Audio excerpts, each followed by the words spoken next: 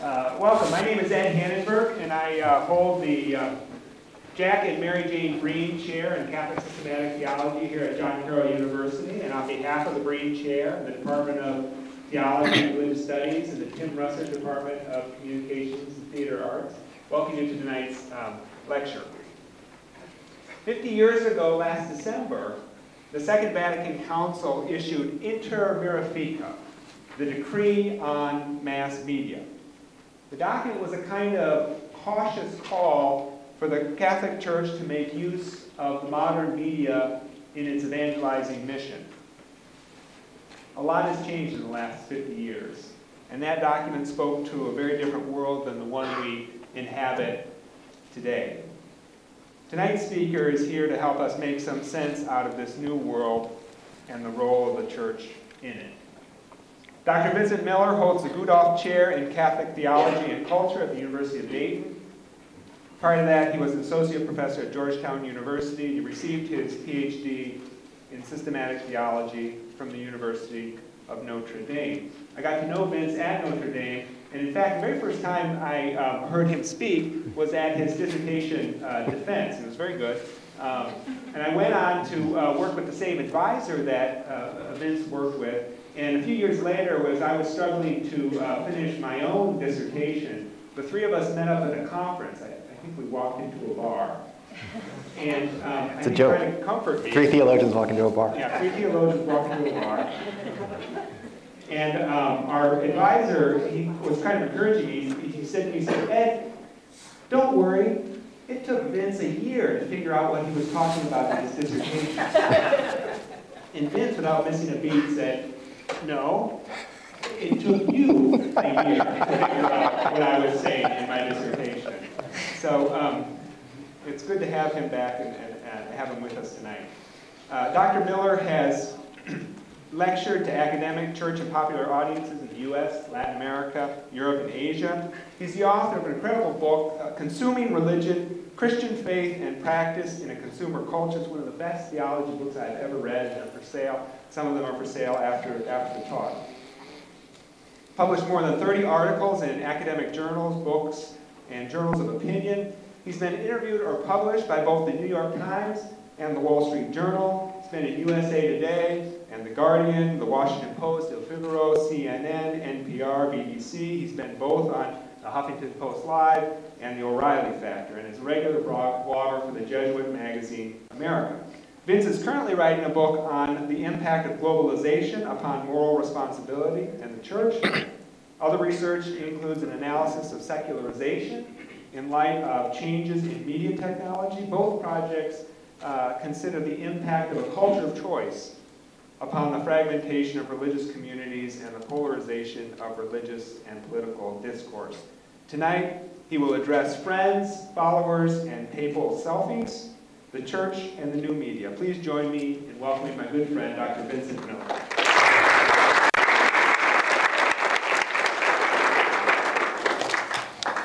Thank you, Ed, for that wonderful introduction. And thank you for the invitation. Thank you for the sponsors of this program. I taught at Georgetown for 11 years, and so I have a connection with the Russert School, and that I once saw Tim Russert walking down the street about a block away. So my topic tonight is the Church and the new media.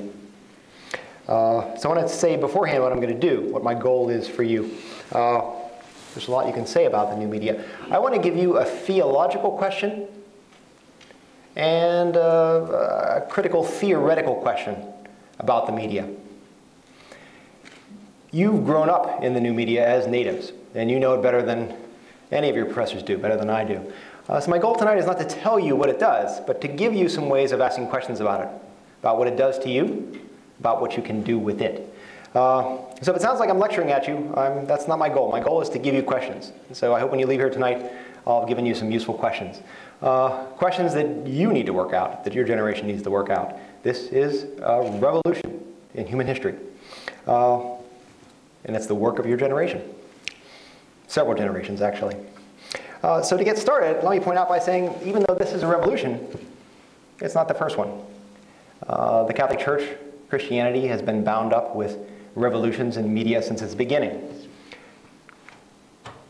This is a Greek manuscript of Paul's second letter to the Corinthians, written in the 50s, the 50s. It's very important for early Christianity to think about what this is. This gave people in different cities scattered around the imperial realm around the Mediterranean a sense of being part of something called the ecclesia, the gathering, the communion. They didn't know each other. The Corinthians probably never saw the Thessalonians, and they never really, well, occasionally they'd meet some Romans, right? The Galatians, all these different churches. They were local communities that understood and imagined themselves as something, part of something much bigger. And they did it through media. This was the new media of the time. This was technology, right, from the start of Christianity. This is from 50. Jump ahead to 1187 through 1220. This is from the Cathedral of Chartres in France. This is the famous stained glass at Chartres. That stained glass was a result of technological innovations of the time. The ability to have windows that size, right? You think about how big televisions have become. You can only have a window that size if you have architecture that can make the walls allow windows of that size. So the creation of the flying buttresses in the Gothic era, Chartres used those to have these massive windows. This is 40 feet tall. And the entire cathedral, if I had another shot, you could see the entire cathedral is a realm of light, where the light comes in through these windows, and all the stories of the biblical texts are there. This is from the back of the church. So there's Mary seated with Jesus. Chartres is devoted to the tunic, the chartre, that Mary wore during childbirth. That was the relic they had there. But this is 1187. This is what Christianity was in the medieval period. There's an entire theology here, and it's bound up with technological innovations that let you have windows like that. They can tell these complex stories. Prior to that, you had to have very thick walls to hold up the ceiling. Those thick walls could only have little windows. You can't have stained glass, you can't have Chartres without flying buttresses. Again, a technological revolution that allows Christianity to become this enormously systematic, organized way of holding everything together. And you can see it in the way the buildings are built. Many people argue that Thomas Aquinas' Summa Theologica, which is this enormously complex theological synthesis, is on paper what this was in architecture. It's the same imagination. Again, it's a media revolution. Late 1400s, 1450s, this is the Gutenberg Bible. One of the first mass printed texts. The rarest printed book there is. The Gutenberg Bible revolutionized the world, and it revolutionized Christianity. Because now you could have Protestantism that was premised on the idea that everyone got to read the text, because even though this was enormously expensive, it was an order of magnitude cheaper than a manuscript. A manuscript book prior to the printing press would have cost the equivalent of $80,000 to $200,000 today. Right? So this Protestant idea that everybody gets to read the Bible and have an understanding of what it means, you need to have Bibles you can afford. Prior to this, even kings didn't have Bibles. People had little books of Florilegia excerpts, because that's all you could really afford. This made it all available. And Christianity changed profoundly because of this media revolution. So when I say the new media is a media revolution, we've been through them before. This one's the most recent one we can think of, and look what happened to Christianity. It was changed fundamentally. It fractures. Everyone has an opinion about what the Bible means. Okay. This is Pope Francis. Perhaps you've heard of him. He's in St. Peter's Square there, and I'm going to talk about Pope Francis a little later tonight, but I want you to look at St. Peter's Square, because I think it provides a key to what Pope Francis is about. Bernini, the great late Renaissance into Baroque artist, designed the square. It's designed like two arms embracing the world. What I want to call your attention to is around the top of it, there are statues of saints. St. Peter there with the keys. If you look at the statues, they're very different than religious art from just 200 or 300 years before, which tended to be more like an icon. This Baroque sculpture there in action. If I had more slides, I could show you Michelangelo's David, which you all know from the refrigerator magnets at least, right? But it's, it's the classical beauty of the proportions and repose. He's a perfect body, right? Have you seen Bernini's David? Look it up. It's a fantastic thing because it's carved from marble too. He's after Michelangelo just a bit, but Bernini's David is going like this. He's about to throw that rock. And if you look at that piece of sculpture, it's impossible to think that it's not a still from a film because the motion is there, the dynamism is there. Bernini's saints are doing things. They're not icons. They're not windows to the sacred. They're people acting with grace in the world. And the Jesuits are very much from the same order. The spiritual exercises are about grace acting in personalities in the world. And there you have the world's first, well, we have the first Jesuit Pope, surrounded by Bernini's architecture. There's part of what he's doing there is in that thing. Grace in action. He uses the media that way to show an example of what you can do, not to be an icon himself, but to do things. Now I'm going to return a little bit later to another picture of Francis at the end of the thing, but the computer might turn off in the middle of it, so to prevent technological disaster when I need it again, I'm going to show it to you now. Just keep it in your memory. Hopefully it'll come up when we need it. This was from last Easter. And it's Francis embracing, my notes are at the very end for the child's name. Sorry. Francis and Dominic Gondreau. Dominic's father teaches at Providence College in Rhode Island. This is a beautiful video online. Where the child is held up and Francis kisses him and the child embraces him and Francis embraces him back. So I'm going to return to that later, but in case the computer shuts down, I just want you to see it now. All right. So my goal tonight is to give you useful questions for your experience as you navigate, as generations navigate this media revolution. So my first question is, why does the church care about communication and media technology? I'm going to talk about two reasons. There's a very deep theological reason why the church cares about communication. We might be inclined to say that the church needs to care about communication since Christianity is a religion of revelation. And that communication begins there with God's communication to humankind. At the heart of the mission of the church lies a call to communication, to proclaim God's good news, the gospel of Jesus Christ, to the ends of the earth. And that would be a good place to start. But there's an even deeper reason why communication matters to the church than that. That's a good one. It's an important one. The deeper one is the church is founded on its most fundamental level upon the communion of love between the Trinitarian persons in God. That God in God's self is already an endless, full communion between persons.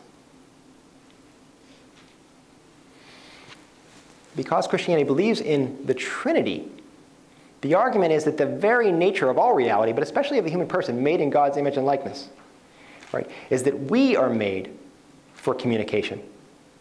That we only find our true personhood in communion with others. We are not, although Christianity is a monotheistic religion, it does not believe that God is some monad off by God's self. God is already within God's self an act of communion and communication. And so we do not find our truest selves in isolation as individuals, but only in relationship with others. All creation is made to share in that communion. Let's jump to the biblical text a little bit, just quickly. The first chapter of Genesis, creation in 7 days. What's the refrain after each day of creation? What does God say? And God saw that it was good. The sixth day, the final day of creation. Everything is made. God says nothing after human beings are made. God looks and sees all of creation together, all of its orders, all of its interrelationship, and God saw that it was very good. Good, good, good, good, good, very good. When all of creation is created together in harmony, it's very good. It's better than any stage by itself. And then comes the final resting of the Sabbath on the seventh day. In the grand scheme of the biblical story, communion is a fundamental part of it. Again, in Genesis, the story of the Tower of Babel. Human pride and arrogance to be like God leads to the shattering and the fragmentation of human communication. Humans can no longer work together because of their presumption. In the New Testament, in the Christian scriptures, the work of the Holy Spirit in redeeming the world is manifest in Pentecost, which is a deliberate play on Babel, the exact opposite. Now, all the nations of the world which are fragmented can hear this message proclaimed in their own language. Pride and sin lead to fragmentation and the lack of communication. God's work of salvation leads to the return of communion and communication. This theological understanding of communication, I want to say to you, and this is one of the first points, it privileges being over doing. That is to say, communication is etched into our nature. We don't flourish alone as individuals, but together in common life. Thus, all of our acts of communication are fulfillments of that nature. Communication is not just something we do, it's what we are made for. The switch out of the Christian tradition to the classical Greek philosopher Aristotle, who was very influential in Catholicism, said that the distinctive mark of human beings is not that we're rational, but that we use language, that we're social, political animals. You can be rational without caring about other people. Humans' reason is always in language, which shows that we are made for one another. For Aristotle, someone who didn't live in a polis was either a beast or a god, but not a human being. There was no solitary human being for him. Okay, so that's the first principle. We're called to be in communion, and communication matters for that reason. The second principle is from secular communication scholarship. It's related to it. And there's distinctions made between thinking of media as a means of communication, on the one hand, a means of communication, and as a medium through which we interact with other people. As a tool, and as something we dwell in that constructs us in some ways. So the first approach sees technological media as means for enhancing our natural abilities of communication. I have a friend in Boston. We can't have a conversation because my voice won't carry that far. So we exchange letters or email. Right? So I'm able to communicate with that friend beyond the natural limits of our flesh through technology. And in this way, it's a means. It helps us have a conversation. John Tomlinson, who I get this distinction from, notes how this view of media is implicit in the names we give to many modern media. Television, the telephone, over distance, covering distance. Television, telephone, the World Wide Web. That vision of media as overcoming distance as a means is built into how we understand them. Tomlinson notes that media do more than overcome space and enhance our natural abilities, however. Particular forms of media, and this is the second big question I want you to think about. Particular forms of media also influence the nature of the relationship they mediate. Media is the plural of medium. We know medium from, say, the fine arts, the graphic arts, the visual arts.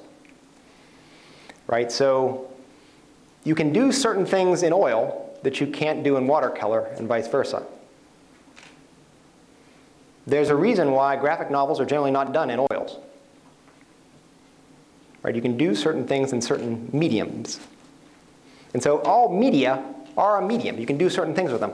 So I'll take a contemporary cliche, which shows up in a lot of commercials and a lot of contemporary culture, based on the Gulf War, based on the internet. We have the image of the person stationed overseas in war, talking to the child he's never seen over Skype or some other video chat, right? So here's the child, and there's dad or mom on the screen, thousands of miles away. And thanks to the internet, right, the parent can be there for the child.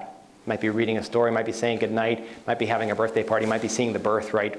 But the phone or the laptop is there, and they're able to communicate with one another. That's a beautiful thing. But see what it doesn't do, right?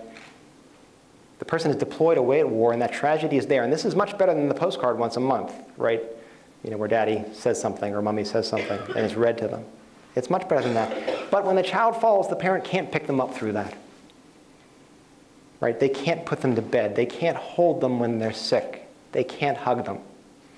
So there's something that medium lets them do that's much better than a postcard, but it still has its limits. There's only so much you can do there. So I want to offer to you that way of thinking about media as a medium that lets you do some things, encourages you to do certain kinds of things, and doesn't let you do other things. The example is important because I'm not trying to say there's something wrong with video chatting. It's beautiful, right, that parents who are taken away from their children and can't be there can see them and watch them grow up and have a relationship with them in that way. Right? It's a very good thing, but you feel that limit. Imagine if that was your child and you were 5,000 miles away and you watch them take their first step. Right? You watch them cry, you watch them be sick, you want to be there, you want to be a parent for them, but that screen won't let you do it. Feel that. It's good and it's limited. Feel that barrier and you'll begin to see what Tomlinson means about thinking of media as a medium through which we pass that lets us do certain things and we can't do others.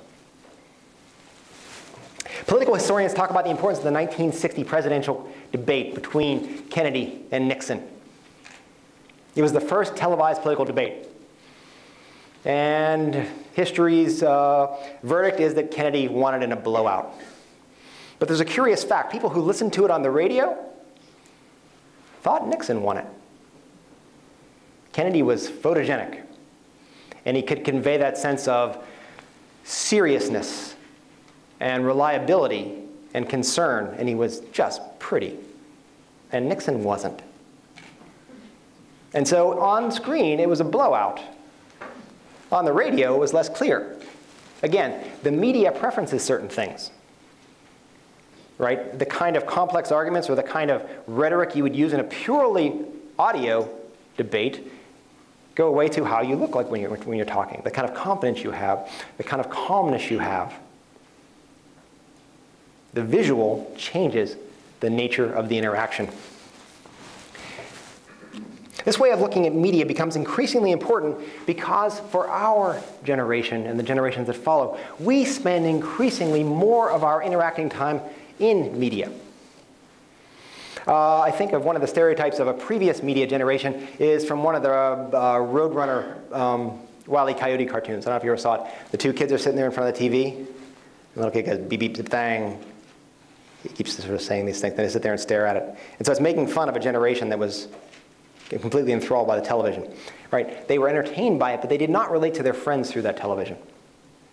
They did not spend their social time in that television. It was entertainment, it was information or something like that. But we now spend a very large part of our time interacting with other people through media.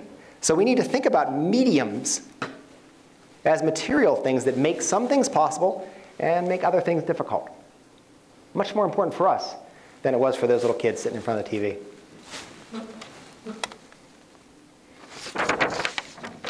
We need to think about media in both ways, and the church does. Both, what can we do with them? And what do they do to us as we spend time in them? How do they construct us? Okay, so to the point of the talk on how the church views media. How does the church view media? Am I talking too loud or is there a buzzy speaker? So I'm okay, my levels are okay? Okay, sorry. The talk commemorates the 50th anniversary of Inter Mirifica. The subtitle of which is On the Means of Social Communications. This document was far from the most exciting or revolutionary document that the Second Vatican Council produced. It is an important text, however, because it formed part of that council's revolutionary attempt to come to terms with modern society. It offered a judiciously balanced understanding of the modern media. It's thus profoundly supportive of the freedom of the press. And this is somewhat revolutionary for Catholicism. Right? It took Catholicism not quite 200 years to get around to supporting democracy, religious freedom, freedom of the press. The French Revolution didn't like. The liberal revolutions, the liberal states, it saw as abominations for, a good 153 years or so. So the fact that the church could come out in support of the freedom of the press was quite noteworthy at the time. It speaks for the importance of the media for civil society. It's heavily influenced by Aristotle, and argues that citizens have a right to accurate information about matters that affect them. It argues that the church has a right to access to these media in order to fulfill its mission. And this goes back to the French Revolution because the church got cut out of a lot of important things that it needed to fulfill its mission. So it's both embracing liberal modernity with freedom of the press, and it's saying the church needs to have a piece of that action too. So historically, those changes are important. It continued to reflect the church's ongoing. So the church became less ambivalent about freedom of the press, but it continues to have strong ambivalence about complete media freedom regarding the tension between artistic and commercial freedom and the common good regarding the presentation of immoral behavior or the outright sale of immoral media. People were worried back then that if you had complete freedom of the press, all the media would be filled with pornography on choice. And of course, that was utterly wrong-headed. It didn't happen at all. That was their concern. How do you balance artistic freedom, freedom to communicate, with things that actively harm the common good? How do you teach children to make decisions in a media world where things that aren't good for them are available? And so this sounds quite stodgy, but as a parent whose 10-year-olds go to houses where they watch zombie sex films, it's actually not that unreasonable to ask these questions. I didn't know your children weren't allowed to watch that sort of thing. Or stodgy that way. So as the title of the document states clearly, how did the church view media here? It viewed them as means, as tools, for furthering social life and the mission of the church. It acknowledged the modern media's great formative power and called upon all of the church, bishops, clergy, religious, and especially the laity, to use modern media to, in the words of the inspirational words of the document at the end, to, like salt and light, give savor to the earth and brighten the world.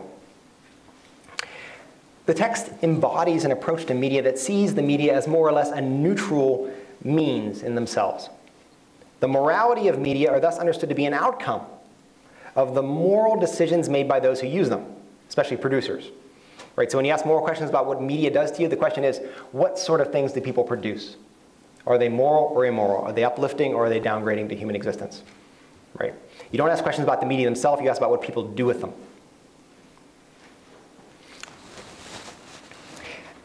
There are, however, also calls for the moral formation of media consumers to think about what media do to us, especially the young, so they might make prudent decisions about the media they consume. The document did two other things. It called for the establishment of a Vatican office, the Pontifical Council on Communications, to be established to continue to reflect on the church's use of media. And from it also flowed the establishment of World Communications Day several years later. And every year since then, popes have issued a message for World Communications Day. And I'll mention some of those later. So historically, in the grand scheme of 2,000 years of history or 200 years of modernity, Vatican II is a very recent event, 1963 through 65, right? But in terms of our contemporary culture, it's ancient history. In terms of media technology, they're talking about television and radio and film. And so much has happened since then. Media have changed profoundly. Most importantly, we have the rise of the internet first, and then of social media, the internet 2.0. These have revolutionized media and communication. And they've done, what is the revolution? The first part of the revolution is they've radically increased access to the production side of media. Just go back 40 years. Mass media in the 20th century. They reached almost everyone in advanced capitalist societies, but they gave voice to very few people. The media were a giant bullhorn. At this end, there were the handful of people that could get access to the national networks, that could actually write or appear on the news, that would be granted access by the great gatekeepers. And then at the other end, there's all of society. Mass media gave media consumption to everyone, but kept media production to a small minority. The internet revolution is that pretty much, when you have access to the internet, you can be a producer as well as a consumer. That's the revolution. The same way earlier when we talked about the Gutenberg Bible, right? It gives everyone access to the text. Now it gives everyone access to the microphone.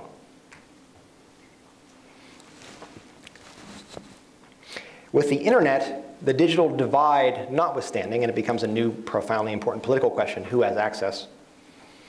Before, almost no one had access, so it wasn't as big of a political problem. But today, who has access to the internet says who gets to speak in the world. Everyone can speak to everyone. In addition to this, everyone can speak back. This has radically transformed the nature of communications. How has the church responded? In 2002, the Pontifical Council for Social Communications issued 2 documents, Ethics in the Internet and The Church in the Internet.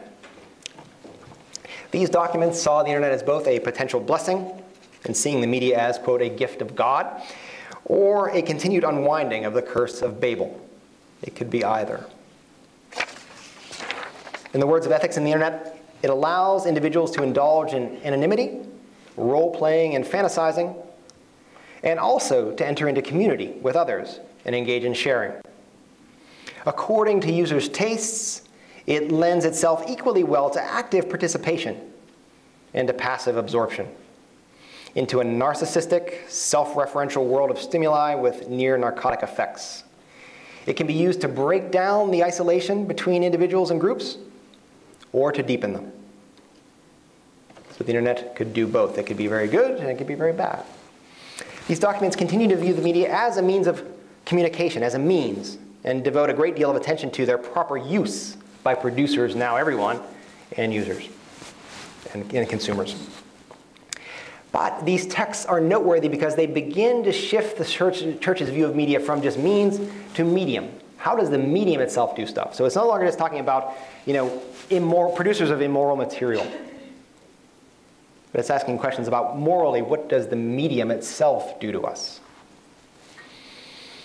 And I'll cite 3 ways. There's a lot in here. I'm just going to use 3 examples here.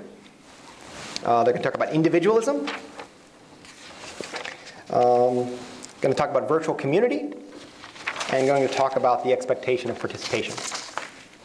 First, individualism. Ethics in the internet points to the implicit individualism of the internet, tracing it to its decentralized, literally, right, to the specific network architecture. The packet switching network. It's a special kind of network.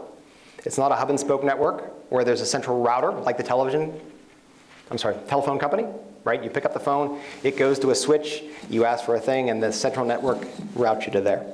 There's a central switch. If you want to bring down the phone company, what do? You blow up the central office and it goes away. The internet, packet switching network architecture, was built during the Cold War, precisely so if the Soviet Union dropped a nuke on one data center, the internet would not go away because the data directs itself through a huge non-centralized network of servers. You can take out a big part of the internet and it doesn't go away. There's no central switching office that you can take out. It's designed in the Cold War. I brought this book actually for my cousin, but Thomas Pynchon, his latest book, precisely tries to trace the internet to that Cold War heritage. It's not a great book, but he's a great author, so you should read it.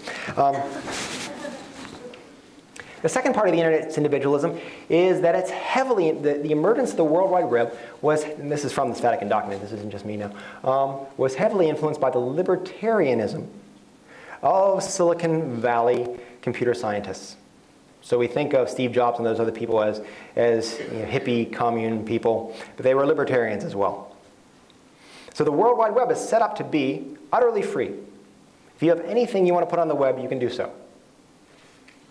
Horrific things are exchanged on the internet. And it's designed to allow that. And so states try to come in and prevent child pornography from being distributed. But the internet is set up to allow that sort of thing in its architecture. Anything you want, right? If you want to trade drugs, if you want to have Silk Road, right? The internet's set up to allow you to do that. It's anonymous. That libertarian ideology of Silicon Valley in the 80s, when the World Wide Web was being constructed, is built into the internet. There's a philosophy there that everyone is an individual, and depending on what consenting adults want to do, they should be free to do it in this architecture. So internet anonymity comes from there. And all these companies have been working very hard through your whole life to take that anonymity away because they want to know who you are, what you like, so they can sell you stuff. But the structure itself was intended to be anonymous. Then Google came along and took it away. Now this might sound like a stodgy Roman Catholic denunciation of libertarian hippies in Silicon Valley. And it is. But it's exactly the same analysis of the internet and its problems that Jaron Lanier gives. And Jaron Lanier is not a stodgy Roman Catholic. He has dreadlocks. He plays vintage, ancient instruments. He has albums of them. He's a midwife. He's a former goat herder. He was a hippie. He is also the guy who coined the term virtual reality. He claims he's the first person to experience it. He and some friends set up a server. And he's also the senior design guru at Microsoft, and he was the lead of the team that invented the Kinect interface for Xbox. And in his book, the books you should read, even more than that book, you should read You Are Not a Gadget by Jaron Lanier, which is about Facebook and the decisions it makes for you. And you should read Who Owns the Future, about what the internet and the softwareization of everything is going to do to employment and to ownership. But he basically says the same exact thing. That libertarian ideology is built into the internet, and the responsibility for where knowledge comes from never shows up. So when you use Google Translate, he points out to you, Google doesn't translate anything for you. Google has sucked the whole web in. Every Italian translation they could find of anything, they sucked it in, analyzed it, and they'll spit it back to you for free. But all those translators that spent all that time translating those texts, they kept no track of where it came from. They just sucked their knowledge in and made it free to you. And then they get paid for it by monitoring what you're doing and then selling that information to advertisers. Right? That's that libertarian ideal as well. There's no connection to knowledge. You don't know where it comes from. It disappears free from nowhere. So Jaron talks about that, and he looks nothing like a cardinal. He's a little stodgy at times. He's getting old. This is a worldview centered on the individual. It isn't simply a matter of debating the morality of the content of the internet anymore and whether we should have standards that go beyond whatever consenting adults are willing to pay for. That's not what we're talking about here. It goes much deeper than that. You've grown up in this world knowing no other world. I've lived with it for much of my life as well. But as a parent, I must say, I notice things I never saw before. Since the internet is pretty much everything in the world, every access to the internet is like a front door to the house. So I want to be involved in my children's access to the internet. Right? I do not have private access to the world. I don't let neighbors come into their bedroom from the street. Right? So when they go out into the internet, I want to be involved.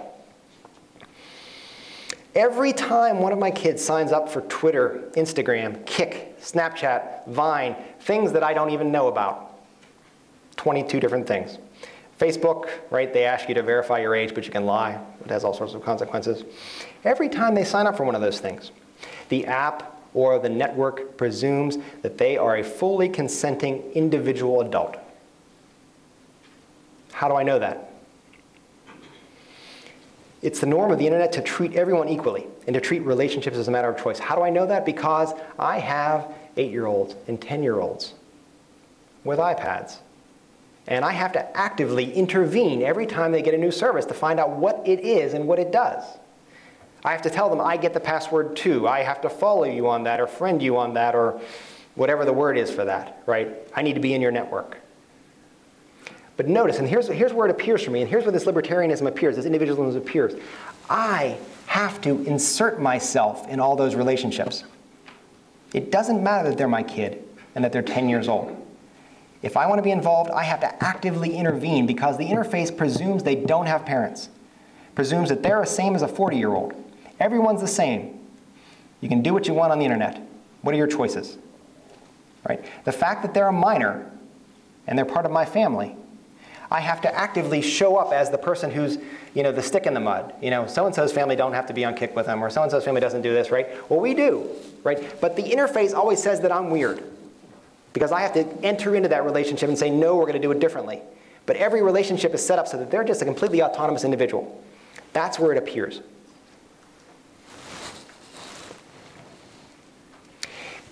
Think one level deeper, because you are actually consenting adults, and you're not parents yet, probably, most of you. Think about the relationships of friending and following on the internet. It presumes that those relationships are completely a matter of individual choice.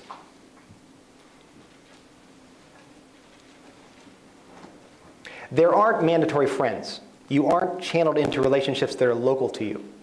The fact that you have family online doesn't matter for these things. You're not held in these relationships. Right? If there's someone from high school that you've been with all along and you're sick of and you just want to tune them out, you just unfriend them, unfollow them, block them. Right? If there's someone next door to you who's there, you just get to tune them out. If your grandmother is following you on Facebook, you get to go somewhere else where she doesn't know about. Right? Those relationships are utterly a matter of choice. Unlike real relationships. Unlike real friendships. Right? For me to cut a friend out, right, if I have a particularly neurotic, psychotic friend, or if I'm neurotic and psychotic, and I want to get rid of somebody, right, that's painful, but I just get to click them away. Effortless, frictionless. That's constructing you as an individual without attachments, without consequences. There's an individualism built into that interface, beyond what sort of pictures people were putting on whatever, right? It's not about that sort of thing. It's about how relationships are construed by these networks.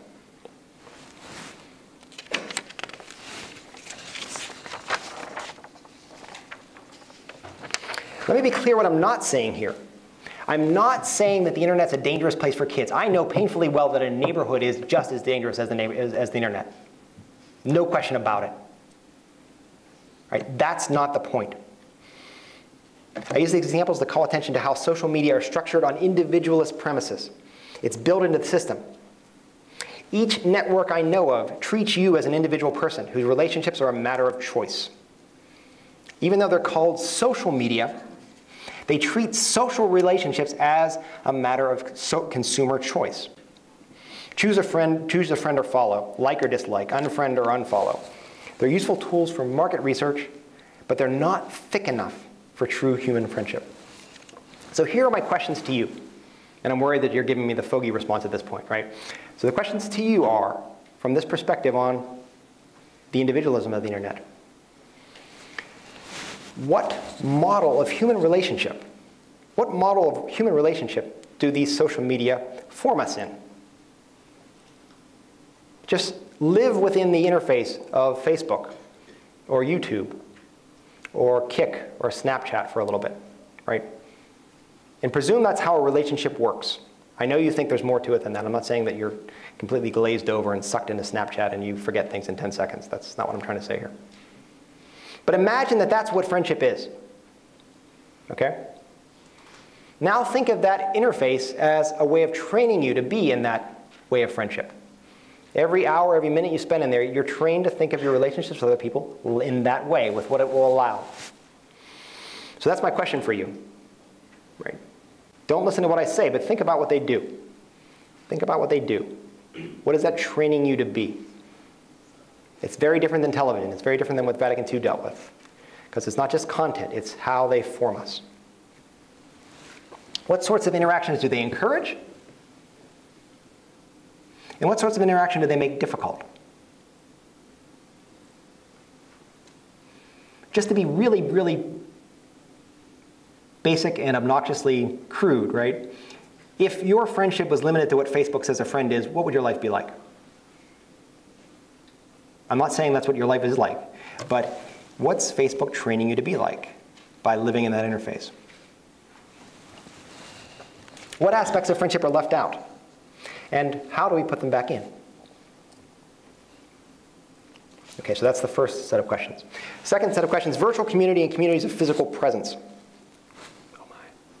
I'm going very slow, aren't I? Okay. These documents also offer analysis of virtual community as a form of mediation. The church and the internet is very positive on this. It says that there are virtual communities of faith. And there are real communities of faith and support. They let people support each other. The church can be there in pastoral activity online in these kinds of communities. But these communities can never substitute for what they say real communities of flesh and blood. This distinction between real interpersonal community and virtual community is helpful but problematic. Let me tell you a way in which it's problematic. One of my experiences of real and virtual community happened in a neighborhood I used to live in. We had a neighborhood listserv, an email list. And one 4th of July, when I should have been playing with my children, I was actually online checking my email, which I shouldn't have been doing. And someone said, help me please, my father is home from the hospital, he had a stroke, and he's recovering, and our central air conditioner broke down. Does anyone have an air conditioner we can use? And so let me redeem my wasted morning where I should have been playing with my children. I'm like, yes, I can help, because we had an extra window air conditioner. And I called her, and she said, well, 3 other people already brought one by, but they didn't fit in our window, so you can try. So I took my air conditioner over and I put it in their window and I set it up. It was in the father's bedroom. It began to cool. I left. 2 hours later, I got a call that it was dripping all over the floor and I needed to please come take it back. What's interesting about this, though, is these are people who were not active in the neighborhood at all. I had never met them before. They really didn't come out of their house very much at all. But because of that virtual community, the neighborhood listserv, they were part of a community. And we could have a real flesh and blood community. So I think that distinction between virtual and real is problematic, but it's helpful because it raises the question of what is the fullness of relationship and community? What is that about? What is the ideal?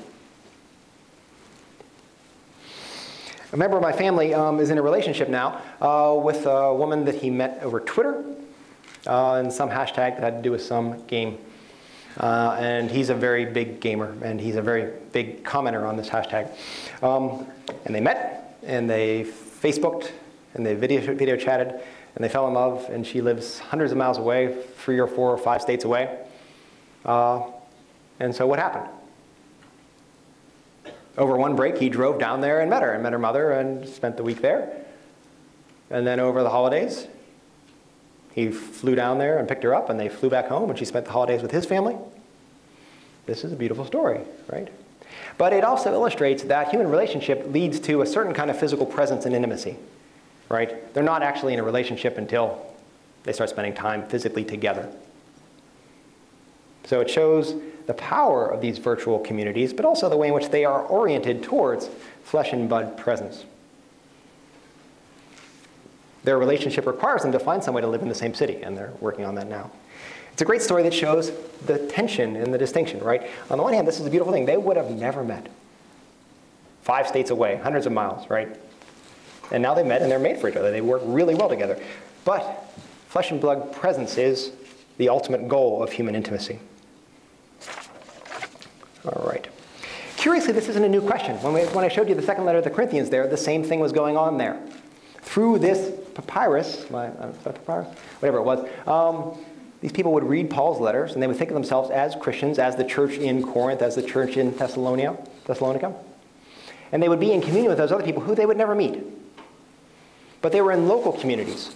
And through the intimacy and the sharing and the fellowship and the Eucharist that they shared together, the kind of intimacy they had there, they could then expand to the rest of the world in their imagination. And Paul took up a collection for the church in Jerusalem, which was suffering because of the persecution through all these churches. And they said, yes, we are all Christians together. We've never met them, but we will give you the donation. Okay. So on to Pope Francis then. He just issued a World Communications Day message at the end of January, and it's distinctively Franciscan, if I can use that adjective. It shows his concerns. The subtitle is, How Can Communications Serve a Culture of Encounter? How can we use these communications media? And what do they do to us? How do we fight against what they do to isolate us? He tells the story of the Good Samaritan here and says, this is a parable about communication. The priest and the Levite are going down to Jerusalem to fulfill their services at the temple. They pass a guy who's beaten and bloody on the side of the road. For good religious reasons, they can't touch him. They'll be impure. He's bloody. They can't go serve at the temple if they're contaminated with human blood. So they pass by on the other side, not to be contaminated. The Samaritan, from a corrupt and religiously illegitimate people, the Judeans thought, he's the one who stops, takes care of the person, heals his wounds, puts him up in an inn, says he'll pay when he comes back. Francis says there's something distinctive about what the Samaritan does here. He allows himself to come into intimacy with the other, and he accepts responsibility. He says those are the two things, intimacy and responsibility. And Francis asks us then, what are we doing with social media? We have the internet, which now links the whole world together. Are we using it to build true intimacy with other people? What is intimacy for Francis? It's openness. It's listening to the other. Letting you see how you could be them. He says Christ transforms us by letting us imagine ourselves in the suffering place of the other. He has compassion. He suffers with the man on the side of the road and embraces him. That is what a neighbor is. And the fruit of compassion, of suffering with someone, is taking responsibility for them. And so Francis is asking us in a very demanding way. He's not preaching, he's not lecturing about how bad the internet is. He says, it could do this, does it? Are we using it that way? And he asks the question, he says, perhaps there's something in the media today that is the equivalent of ritual purity. The priest and the Levite were very holy and good people. Right? The point of the parable is not that they're bad, but for religious reasons they couldn't touch them. It's not they didn't care, but they couldn't fulfill their religious obligation if they touched them. He says, are there things in the media today, instead of ritual purity, that prevent us from seeing the suffering other? Right? Visual standards of beauty. We evaluate people by how they look because we spend so much of our time looking at them. Social media are visual media. 1,000 selfies. You look wonderful. You're fat. Right? We evaluate people by their appearance. Is there something in that visual construction of the media that lets us not see suffering? As I was looking for some of these images today and some of the other images of Francis, I'd be at news sites. And inevitably on the side of the news sites, there's always someone half naked. Right? So when I was doing this the other night, it was the Russian speed skater who forgot she wasn't wearing underwear when she went to unzip after winning the medal. So there's always that beautiful flesh on the side as you're watching the disasters in the center of the news stories. Francis talks about the soap bubble reality of advanced capitalist societies, of consumer societies. We're always looking at beautiful things and imagining ourselves dressed beautifully. And so we can't let the dirty, messy, physical part of the world into our lives. So he asks us, is there something in these media that prevent us from seeing suffering? One of the things visual media do, that film does, that television does, it lets us see intensities with no risk. Violent movies and pornography are precisely about intensity without risk. Very simple question. How many of you want to see somebody get beat up right here? Right? If I went over and kicked Ed as hard as I could in the face, right, and snapped his neck, how many of you would be happy about that? You've seen films like that, though. Right? You would be horrified if it happened here, but if you've seen a film, it's like, wow, that was an amazing piece of choreography. Right? How many of you would be comfortable if someone was having sex over there, two people were having sex over there? That would be very awkward. Right? But through film, all sorts of film, right, we've seen that 1,000 times in our lives, and we're just used to that because it's not about us, it's a visual encounter. We're safe. There's one of those very early motion pictures, right, of the train coming into the audience. And the audience screams and runs out of the room because they're not used to it. They're not used to seeing a 20,000-ton piece of steel hurtling at them, and it's just no risk. We wouldn't even blink now, right? That is one of the ways in which the media disconnects us from suffering. It's intensity without risk. So the form itself, and I'm not preaching against pornography or violence. I'm not preaching for them either. Right? But it's intensity without risk. So when we see suffering, we've got that lens on. We see the starving child with a swollen belly, and we're used to that because it's a screen. That's one of the things, like ritual purity today, the media train us to not be able to see suffering. Responsibility, that's a hard one, and there's a whole other lecture there, but I want to say one of the problems with the media is they show us things we can't do anything about. They show us disasters, and we really can't help. So what do? We just stand there and feel bad for a second, and then some other story comes on, and we move on with our lives. So Francis is asking those two questions. Can you use media to be intimate with people, to really encounter them? And can you use media to exercise responsibility? He says, if we do that, we'll have a network not just of wires, but of human beings, of lives, of love. Actually, I'm making that up. What did he say? He says, it's a great line. I don't want to mess it up. The digital world can be an environment rich in humanity, a network not of wires but of people. So that last image, Francis has been doing a lot of this. I think it's distinctive about his, if he has a media strategy, this is a big part of it. How many pictures have you seen of him hugging and touching people, right? And this was the first one. And watch the video of this, it's astounding, right? He kisses that kid completely. And the kid embraces him back and he embraces him back. So to go back to St. Peter's Square, right? Those saints up there doing their saint things, grace in action. He's been doing that for a year now. I think that's a huge part of what he does. And so when he talks about a culture of exclusion, when he talks about a media helping us be intimate with one another, that's what he's modeling. This is that same dynamic. How can you be intimate with people? How can you take responsibility with them? How can you touch them using these tools of communication? So the two questions I want to leave you with, the two ideas I want to leave you with is one, that Christian idea of communion. We are made to be in communication with others. Every act of communication, every act of listening to someone else, hearing who they are, and telling them who we are, listening, exchanging, we become more human. Because that's what God is. God is that complete sharing. It's not individualism. We're not ourselves off by ourselves. We're ourselves when we listen and when we answer. So that theological ideal always pushes us to push and question technology and say, what can we do with it? How can we push this as far as it goes towards intimacy? And how do we question how it prevents intimacy? That's the theology side. The second side is that communication side. To think of any media that you're in as a medium that lets you do some things and prevents you from doing other things. Always ask that question, right? What does this new social app let me do? How does it connect me to the people around me? How does it hold me in relationships? What sort of relationship does it encourage me to have? Ask that question. And I'm deeply afraid because I've got a 17-year-old daughter, right, that I'm getting the fogey filter, right? So I'm not telling you what these things do. I'm asking you to ask those questions because I can't answer them for you. You and your children and the children after them are going to have to figure out what this revolution does to us. So if you think I'm wrong about what I said about things, that's fine. But take those two questions. Does it help you be in communion? And what does it construct you as? Those are the two questions that I leave you with. So thank you very much.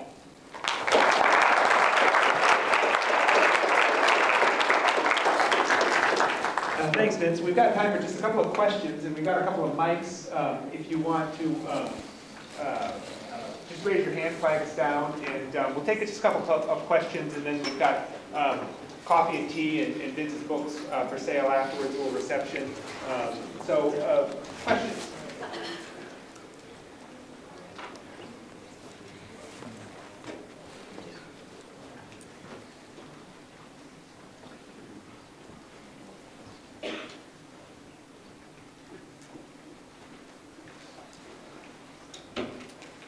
Would you say something further about the common good and what kind of control, I shouldn't say controls, but means that the government use, the society use to protect the common good and still allow freedom in the use of media? Is there a good perspective or guidelines for that? I'd say that there are mass media questions about that, about censorship and the limits of artistic freedom and the limits of freedom of speech.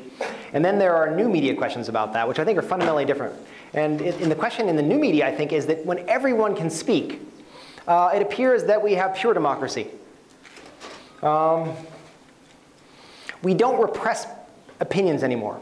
We just niche them, right? And so one of the ways in which, say, coercive control of society is exercised now is through absolute freedom of speech. I think of Pussy Riot as the perfect example here. They provoked the Russian government by doing something, obnoxious in an Orthodox church, and they were then sent to jail for that, and they were repressed by the government. And by doing so, they became sort of martyrs for a cause and became a standard of the anti-Putin politics in Russia. Right? Well, most Russians, when they think of Pussy Riot, they just think those are those apostates that did obnoxious things on the altar in the church, and most of them aren't moved by it. Internationally, in the human rights community, right, they're heroes. But look at our culture. You can't get anyone to put you in jail for saying anything. You're free to say anything you want. And there's a way in which that's disempowering, and the common good and the kind of civil society debates we need to have about the future of society just get endlessly dissipated. And so I think the challenge for us is not so much questions of the common good and censorship as the questions of how do we get together and have conversations across divides so we can actually come to some collective decision at a time when we don't have to talk to each other, right? When there are cable news channels specially for us, when there are blogs that are perfect for us, and we never have to deal with those other people. So I would say that's the challenge in this new epoch, which is exactly the opposite of mass media era and censorship, which is a way of not answering your question. But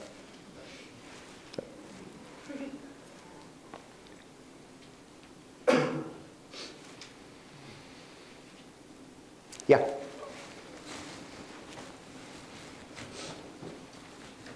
Could you comment, Dr. Vince, about the...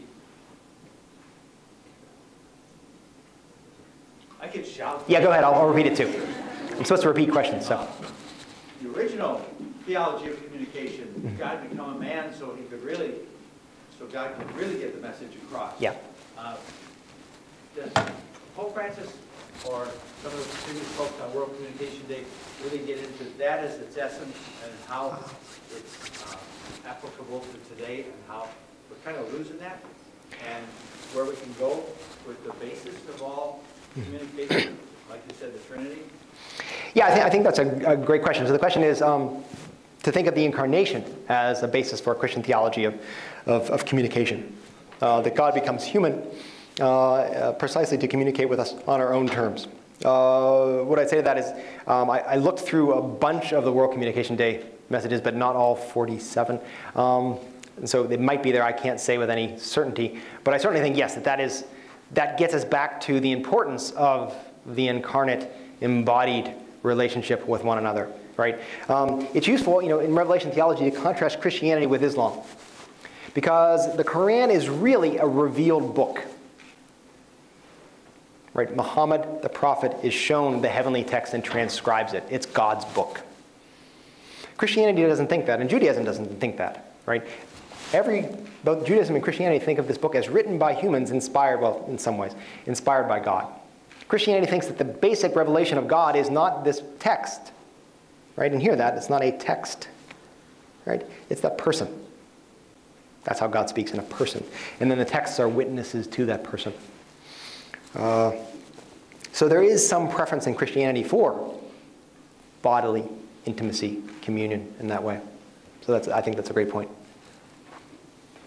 Maybe one more question? I want to make sure, if we can make sure at least one student asks a question. So, Yeah. and you can also be a comment. It can be like, that was wrong. Completely. Do you think there's a line that can be drawn where the church may say, okay, we've gone too far, there's a technology here that's too overwhelming for our world? Do you think we'd ever get to that point, or will we continue to evolve along with the culture? That's a great question. The church hasn't done that yet. It tried to. So the modern press is like, what do you mean there's an editor that doesn't get to say anything, right? So I guess it tried to do that, and it didn't work. I would say the line has to do with when mediated interactions replace and supplant flesh and blood interaction. That's when it becomes a problem. And I'd suggest to you that there are a lot of moral problems with the internet and moral problems with new media, that it's best to think about preferencing flesh and blood relationships. I won't be so vague. Pornography. I think the problem with pornography is not that it's immoral and it's sex outside of, that's all true, right? Okay, I'm not saying that's not a problem, right? But the problem is that the church, that Christianity demands sex be physical intimacy between two human beings with all of the consequences and love and involvement that is, right? And so pornography can never go that deep, right? So there's all those things about, it's promiscuity, by remote control and all that stuff. Yeah, sure, all those critiques are valid. But the ultimate critique is that sex and intimacy has to be embodied. And so that same critique and concern shows up across the range of media, right? Do these things draw us away from real human intimacy, or are they means to it? And they can be means to it. There's the examples I gave. But ultimately, right, it has to result in some kind of human relationship, whether that's maybe the marriage of these people in my family, or it's, you know, helping the Good Samaritan on the side of the road, right, of touching someone, right? It has to go there. And so the line would be, you know, when in this, there are people planning this, right? So those Silicon Valley people, this is read Jaron Lanier, you know, he's an insider. You know, the goal for a lot of them is to get rid of bodies. I mean, you know, this isn't like some weird thing, right? That the leading lights in Silicon Valley are looking for ways to get out of the flesh and get into silicon and be immoral. It's not just weird hippies, right? It's the people who run these companies. Yeah, that's a place where that's where the line would be. And so if it serves bodies,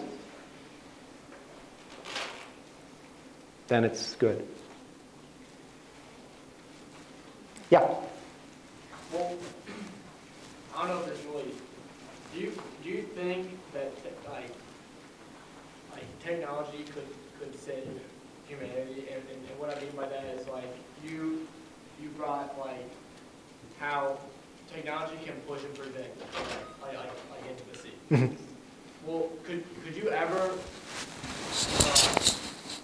well, and also like that limitation of things like intimacy. How can you actually eliminate that limit and actually allow for technology to actually give you that full intimacy, as if you and I are having this interactive conversation right now? Yeah.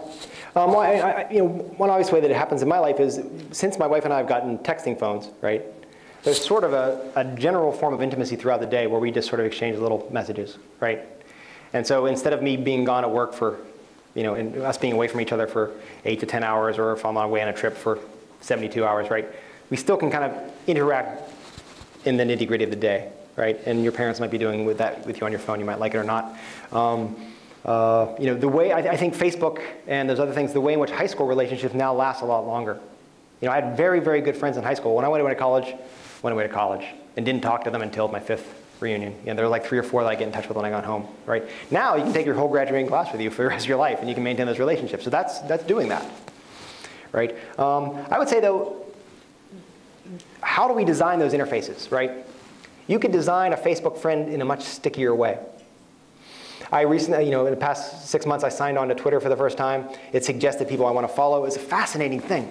One of the guys is a guy I gave an old IBM computer to and talked to once, but it was on his email list. So he said, connect with so-and-so. He followed me, actually. And now I can see pictures of the inside of his ZX1, Stingray Corvette on his thing. But I don't know him at all. Another one is a cousin of mine who I hadn't talked to for 10 years, and I have no idea how Twitter thought that we should be in touch with each other. My other cousin, who's here tonight, didn't suggest him. You know, didn't suggest people in my neighborhood. It didn't suggest other members of my family. It suggests a lot of people who would be looking for me on the internet as my friends. It could suggest people in my neighborhood. It knows what our IP addresses are. It knows everything we do. You know, it could say, you know, hey, the guy down the street who you never talked to, he has the same hobbies as you. We've got the file. You might want to meet him. There are all sorts of ways in which they could stick us into space and bodies more if they wanted to.